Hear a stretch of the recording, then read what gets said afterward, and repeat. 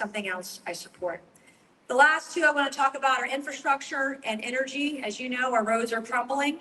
I want to audit SCDOT spending. I want to aggressively pursue federal grant applications for infrastructure. What the media won't tell you, they want to write articles about my memes and my pajamas, but they won't tell you I'm actually in the top 1.59% of members of Congress who write policy and legislation.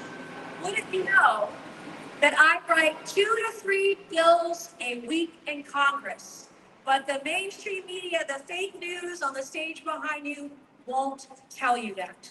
They also won't tell you we have probably gotten more grant funding than anybody else in the state of South Carolina. Recently, we helped assist get the largest infrastructure grant in South Carolina history. That was $195 million for Long Point Road.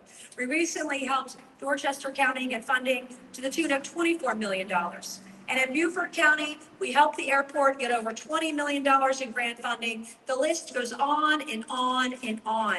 Authorizations, appropriations, whether it's for veterans or citizens, we've done it all.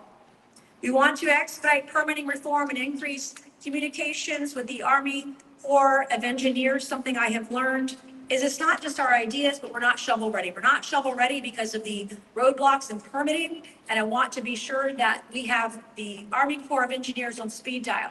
The mainstream media will not tell you is that when people have called me asking for help, whether it was for a bridge, whether it was for dredging in Berkeley County, if they needed help, wouldn't you know that day we called the Army Corps of Engineers and we got those permits expedited within 24 hours. We will do that as governor, and we will do it for every county in the state. When it comes to energy, we have an energy crisis on our hands. And a few weeks ago, our state actually had to shut down a few facilities to keep up with the energy across the state. We need to reduce our energy costs through efficient infrastructure.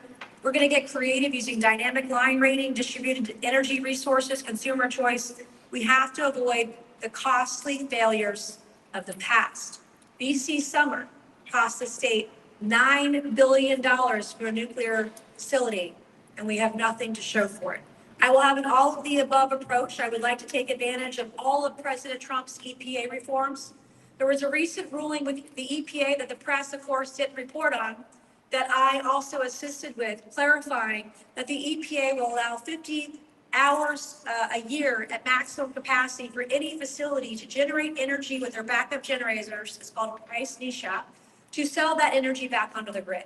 Any facility in South Carolina, I want to work to ensure that you understand what the RICE NESHAP policy is. You can generate energy with your backup generators, sell it back to the grid, whether it's the airport, whether it's data centers or other facilities who have that backup generator energy. We're going to make sure you're able to sell it back to the grid and provide energy for our state. We'll streamline regulations and avoid radical environmental mandates and collaborate with the PSC to meet our growing energy demand. We're going to accelerate and support the acceleration of infrastructure development, pipelines, LNG, transmission, to leverage South Carolina's resources, attract talent, and draw power-intensive industries like AI data centers and advanced manufacturing. In the coming weeks and months ahead, we'll be rolling these policies out, white papers, et cetera. I wrote these ideas myself. I've talked to policy experts. There is no bad idea. If you have an idea, we want to hear from you. So please tell us at nancymace.org. We're here today if you want to buy swag. We've got Peter checking people out at the end of the day. I will now ask my staff to create a line over here so we can do some photos before it really starts raining. I love you. I appreciate you. We need all the help we can get. God bless you, and God bless the great state of South Carolina.